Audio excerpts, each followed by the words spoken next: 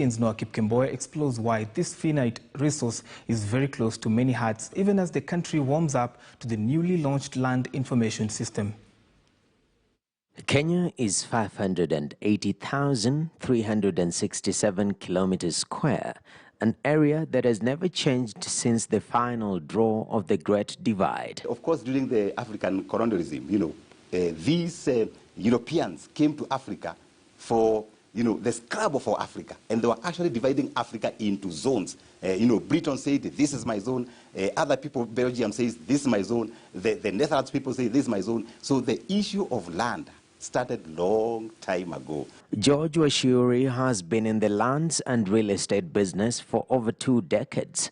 He says the significance of land cannot be overstated. Land is finite. Yani, land is not being born. The square kilometers of Kenya doesn't change. So that's the fact that people want to acquire a piece of it because they know it's a very scarce resource. When the resources are scarce, what happens? The demand goes high. When the demand goes high, the prices also goes high. That's the fact that land in metropolis, especially in the city of Nairobi, is escalating. Land is divided into community land, privately owned land, and government land.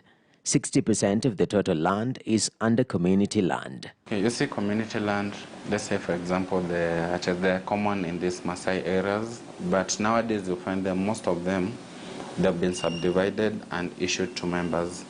Now the challenge for that, the members, once they receive the land, they tend to subdivide them further and sell them at a throwaway price. That's why you find some counties, they are putting measures whereby they tend to address on the minimum subdivision. Some they have even stopped the transfer for lands because they find once they issue out the land, the community land to members, the members tend to sell them out. Subdivision is not only a challenge to community land, but on a larger scale, a threat to food security due to its impact on agricultural land.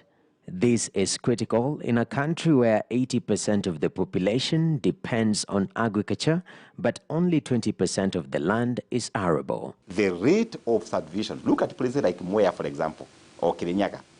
Men, the rate of children slicing the pieces of land, it is just out of this world.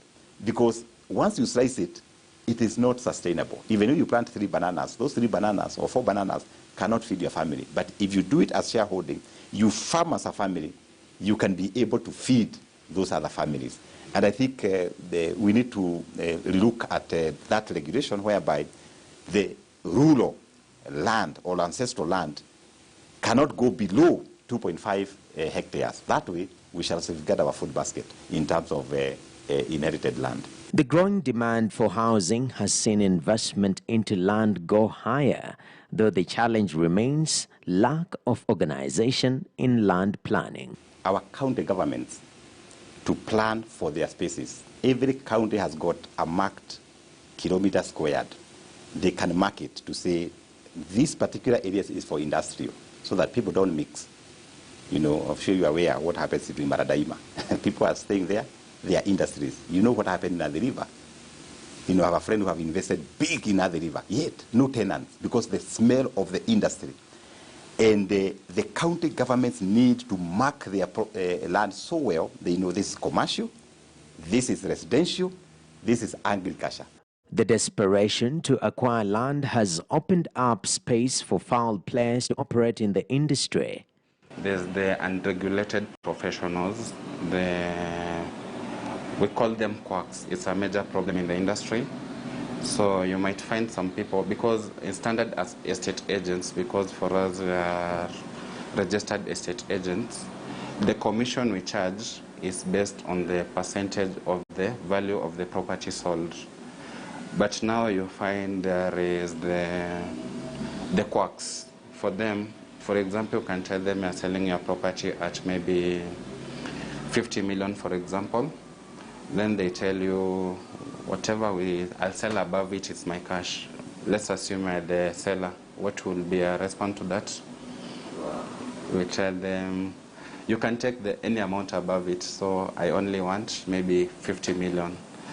So the quacks enter the market and then they might sell the property at maybe 70 million. They put the property at 70 million. So by doing so, they tend to make the property more expensive, for the normal Mwananchi. So that's how the prices tend to keep skyrocketing. The unveil of a digital land information management system will help enhance the security of land records, speed up land transactions, and curb fraud, in many ways improving the land sector in Kenya. Noah Kipkemboi, KTN News. Thank you so much, my colleague Noah Kipkemboi, for that news report on land. We now want to go back to Patrick Amimo with that discussion on the revenue allocation bill. Amimo, it's about 50